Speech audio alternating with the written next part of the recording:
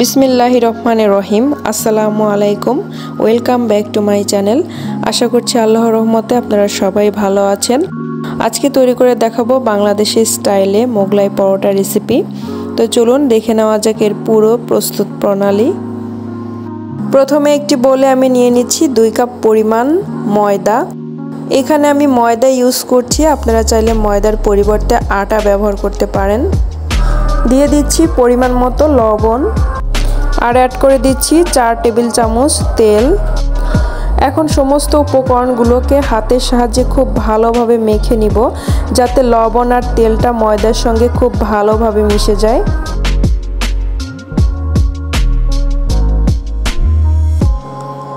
মাখানো হয়ে গিয়েছে। এখন এখানে আমি অল্প অল্প করে নর্মাল পানি অ্যাড করে দিব। পানিটা একেবারে দিব না, অল্প অল্প করে দিব আর এটাকে পারফেক্ট একটা ডো তৈরি করে নিব।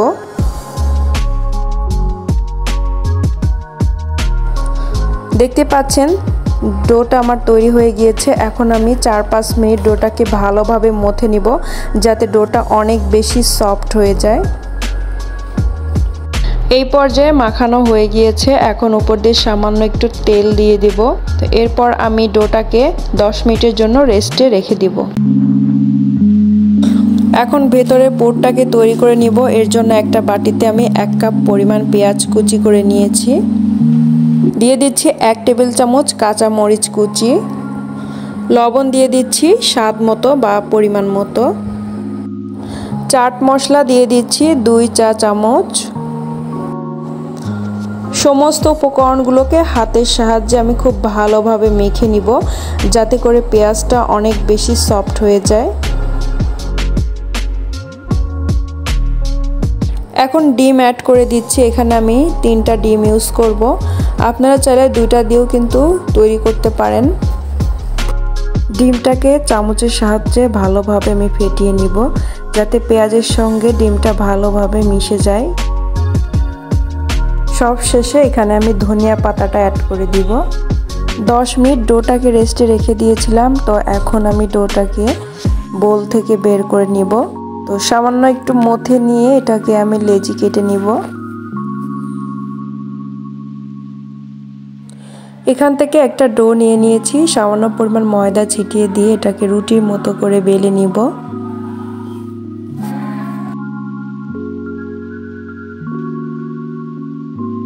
রুটিটাকে খুব বেশি পাতলা করে নিব না, আবার একদম মোটা করেও কিন্তু বেলে নেওয়া যাবে না।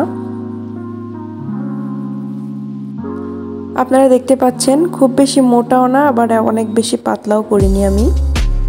এখন এখানে আমি ডিমের মিশ্রণটা অ্যাড করে দিচ্ছি। রুটির উপর যখন ডিমের মিশ্রণটাকে দিবেন তো অবশ্যই পরিমাণ মতো দেওয়ার চেষ্টা করবেন। তো এখানে আমি 2 টেবিল চামচের মতো ডিমের মিশ্রণটাকে দিয়ে দিয়েছি।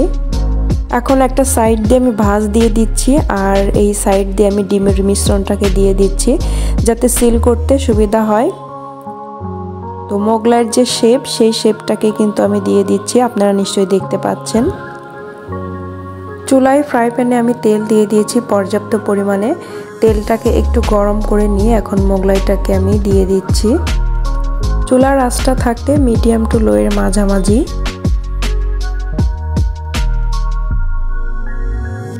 তো একটা সাইড ভাজা হয়ে গেলে অপর সাইডটাকে ভালোভাবে ভেজে নিব।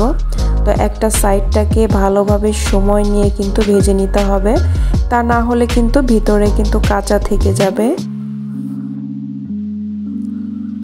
এখন অপর পাশটাকে আমি উল্টিয়ে দিচ্ছি। তো আমি এটাকে ব্রাউন কালার করে ভেজে নিব। তো এভাবেই উল্টিয়ে পাল্টিয়ে ভালোভাবে ব্রাউন কালার করে ভেজে নিতে হবে। আর চুলার আঁচটাকে কিন্তু কোনোভাবেই জোরে দেওয়া যাবে না, মিডিয়াম টু লো এর মাঝামাঝি রেখে মোগলাইটাকে ভেজে নিতে হবে। দেখতেই পাচ্ছেন মোগলাইটা কিন্তু আমার ফুলে উঠেছে, ভিতর থেকে কিন্তু এটা অনেকটা সফট হয়ে যাবে। মোগলাই পরোটাটাকে ভাজা হয়ে গিয়েছে, এখন আমি তেল থেকে উঠিয়ে নিব। এখন পরোটার শেপ আকারে কেটে নিচ্ছি। খুবই সহজে তৈরি হয়ে গেল মজাদার মোগলাই পরোটা। এটা হোটেলের থেকে কিন্তু কোনো অংশেই কম নয়। তবে হোটেলে যদি আপনি খেতে চান তাহলে কিন্তু অস্বাস্থ্যকর পরিবেশ এবং অস্বাস্থ্যকর তেলে কিন্তু এটাকে আপনাকে বানিয়ে দিবে। বাসায় যেহেতু আটা ময়দা সবার ঘরে কিন্তু থাকে, তাই খুবই সহজে আপনারা হাতের কাছে থাকা উপকরণ দিয়ে কিন্তু মোগলাই পরোটাটাকে বানিয়ে নিতে পারেন খুব সহজভাবে। আশা করছি আমার আজকের রেসিপিটি আপনাদের কাছে ভালো লাগবে। ভালো লাগলে অবশ্যই আমাদের সাথেই থাকবেন। সবাই ভালো থাকবেন, সুস্থ থাকবেন। আল্লাহ হাফেজ।